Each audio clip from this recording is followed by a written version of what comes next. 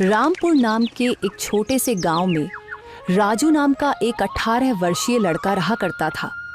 राजू अनाथ था। उसकी माँ उसे जन्म देते ही चल बसी और उसके पिता ही उसे पालने के एकमात्र सहारा थे। जब राजू 8 साल का था तो उसके पिता किसी काम से जंगल गए और फिर कभी लौट कर नहीं आए। उसके बाद राजू पूरी तरह अकेला हो गया। राजू गांव की एक टूटी फूटी झोपड़ी में रहता था। उसके घर के पास ही गांव का सरपंच और उसकी पत्नी रहते थे। उनकी अपनी कोई संतान नहीं थी, इसलिए राजू के माता पिता के गुजर जाने के बाद उन्होंने ही राजू को पाला। ये लो राजू बेटा, ये खाना खा लो और अगर कम पड़े तो मुझसे आकर ले लेना। अरे मौसी, मैं कब तक आपके ऊपर बोझ बनकर बैठा रहूंगा? अब तो मुझे शर्म आती है। अरे बेटा, ये तुम कैसी बातें कर रहे हो?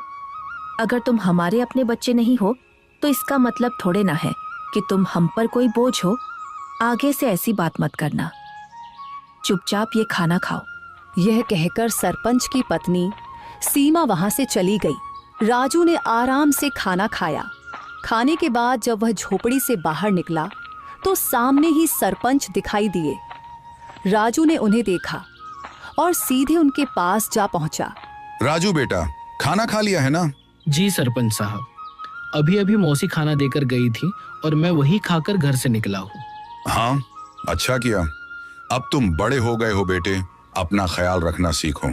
जी सरपंच जी, 8 वर्ष की उम्र से लेकर अब तक आप ही मेरा ख्याल रखते आए हैं, पर अब मुझे शर्म आने लगी है।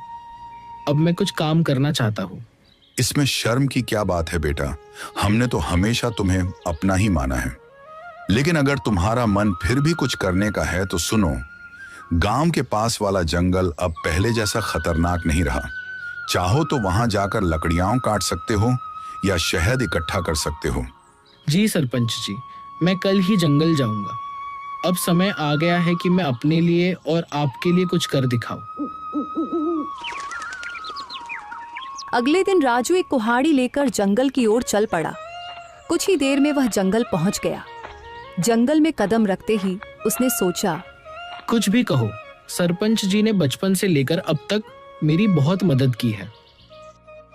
अब समय आ गया है कि मैं अपने पैरों पर खड़ा होकर दिखाऊं और अब मैं उनकी सेवा करूं ताकि उन्हें अपनी संतान की कमी महसूस ना हो और वे हमेशा खुश रहें।